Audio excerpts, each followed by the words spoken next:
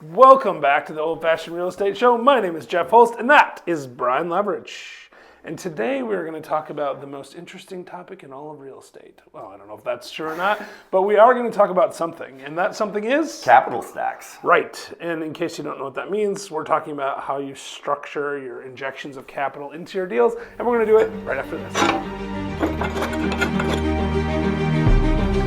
Welcome to the Old Fashioned Real Estate Show, where hosts Brian Levredge and Jeffrey Holst for our old fashioned real estate advice.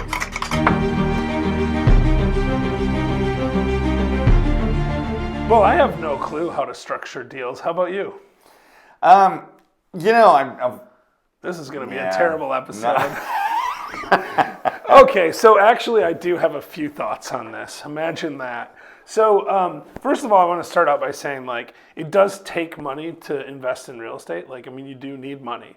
But it doesn't have to necessarily be your own money. And this is something that you see in the no money down. OPM, other people's money. Yeah, you see this in the no money down community all the time. But I do think you do probably need some of your own resources. Real estate is cash intensive, right? Let's be clear about that, right? Is. Because even if you can get into something for $1, there's still operational costs. You have actual depreciation over time, right? So replacement reserves, things of that nature, and so forth.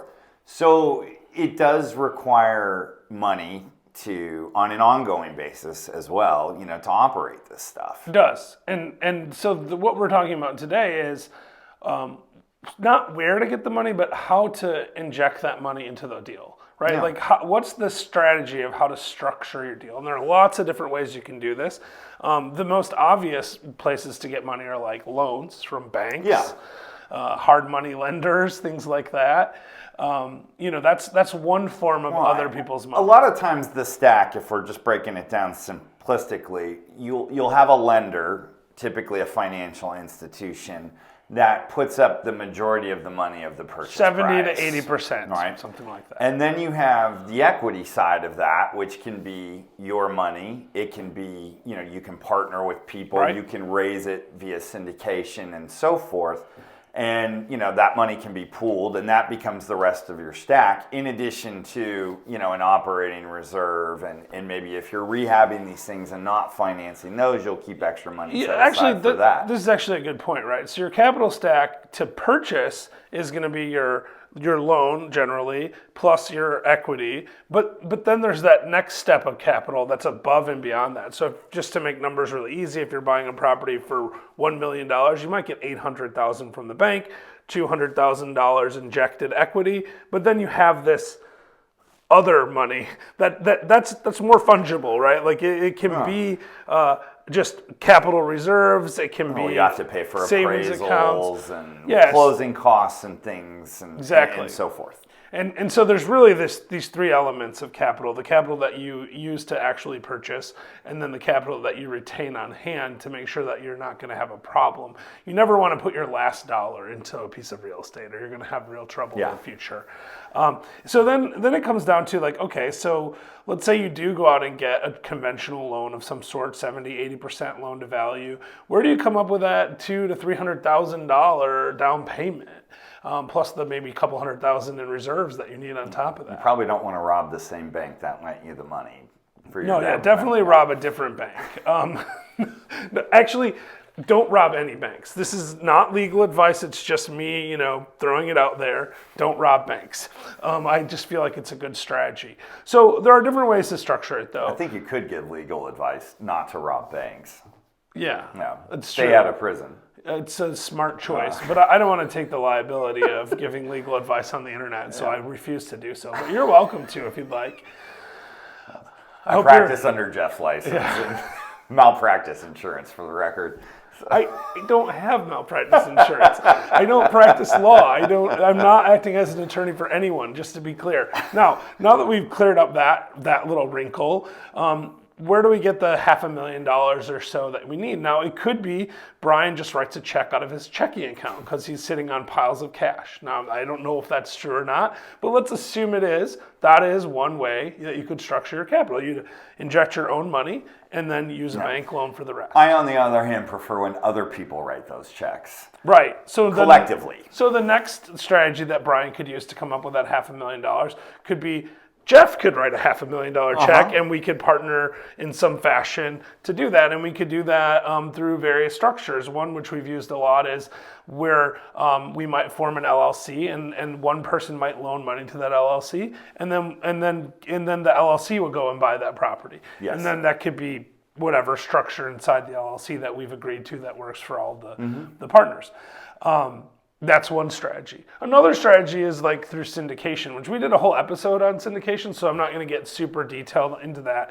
But a syndication is generally where one or two general partners, maybe 3 or 4 even, work together to find deals, and then they go out and raise capital from a number of limited partners. People invest in their deals because they believe that the operators, the sponsors of that deal are going to do a good job. And that's something that Brian and I do occasionally do. We put together deals and we get money from our investors and we pool that money together to buy a property. In fact, that's how we bought.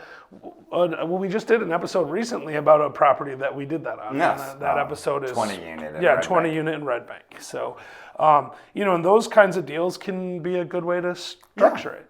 What other ways could you come up with that money? Oh gosh, in the limited time that we have, let me say it this way. You're really only limited in terms of what you know versus what you don't know, right? You can borrow money from people's self-directed IRAs, right? As long as it's not a prohibited transaction. You can use lines of credit. Seller finance. Yeah, seller finance. And you can, the fun part about this is you can actually combine this stuff in whatever way you want, as long as you comply with the laws. So the more you know, the easier it becomes. In fact, one property that's really interesting to me that we did is we bought a 42-unit building in North Georgia where we used bank financing. We used partner financing where we had one of our partners put up money and lend it to the company, and we used seller financing, all on the same deal, right? Yeah. So now for Brian and I, we own 1/3 of a 42-unit building that we have none of our own money in, and the seller carried back a couple $100,000, and another partner put in a couple $100,000, and so the point is, like, your capital stack can be as simple or complicated as you want. I mean, obviously, one way to do a capital stack is just to buy a property for cash, but in the case of a 42-unit apartment building, most of the time that's not how it's done. Yeah. Although in the current interest rate environment, you might consider that now. That is true, actually. But when you're starting out, what you'll see most commonly is what we call JVs or joint ventures, right? And so you'll typically have like an operating partner and then maybe the money partner, right? Money partner, and this could be done in an LLC. It doesn't have to be per se. Again, we could get into the weeds. Consult on with all your this stuff. Actual attorneys and before setting it up. Yeah. And, but at the end of the day, there's usually like a passive partner that puts up the money, and then there's the operations partner that kind of manages the deal, and depending on what you're doing and everything like that. And then there's a profit split that, again, is entirely negotiable, but it's not uncommon to see 50-50 on stuff like that. Yep. And both those people, if it's being financed, may have to guarantee the debt, depending, again, on the structure, etc. So... but that's kind of what is, most commonly done when people are kind of starting out, because oftentimes they don't have enough of their own money to go, hey, I'm just going to go buy this. I don't need anybody else, etc. So you got to get creative in partner.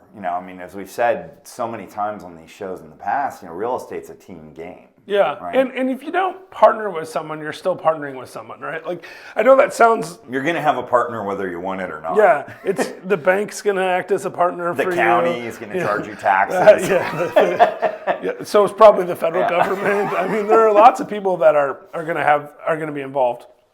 But even your property management or your contractors, or I mean, this is going to be a team game, and I think the secret to thinking about capital structures is just recognizing how flexible it actually is. Most people are like, well, I don't have money for a down payment, so I can't buy a property. Don't let that excuse prevent you from finding deals, because sometimes you can find fully seller carried deals. I mean, especially if we get into a recession here in the near future, or if when we're watching this, we're already in a recession, for example. There's a lot of times where people have properties that they want to sell that they can't sell, and they're willing to finance them for you. The seller will act as the bank. Well, and I think one thing we should touch on here in with respect to structuring these, not so much on the entity side, but in terms of how you want to split things, right? Because going back to the team concept here, you're people that invest in a project with you as part of your stack. I mean, they're not only your partners, but they're doing it again sort of based in faith of your ability to operate that property. And so the more success you show them, then they may talk to family or friends of theirs. Oh, Jeff made me all this money on this last deal. And then the next thing you know, you've got other people approaching you about potentially investing in future deals. That won't happen if you try to cut all of them out, so you can reap the lion's share of the profit. Well, for sure not, right? If you're not showing a reasonably good return to your investors and partners, they're not coming back to you, and they're not telling other people about it. And I would caution people a little bit here again. Like I said, talk to your attorneys and stuff, like your advisors, because you do have to be a little careful that you don't accidentally get yourself into the world of syndication. So if you're not sure about what that is or how that works, make sure that if you're taking money from people, that you're following the laws and doing the things that you have to, especially if you're taking money from people who are relying on you and your actions, because that really is right at the line of syndication. Like at that point, you're actually selling a security and not a real estate investment. You got to be very careful about those things. Not to say you can't do it. You just have to comply with the rules, and we do those all the time, and they've worked out really well so far, and hopefully they continue to work out well. So those are different ways that you can structure capital, but if I were really looking at it, I would just say don't let lack of personal resources be an excuse not to invest in real estate. The deal will always attract the capital. Exactly the case. So go find some good deals, and then find some people to do those deals with.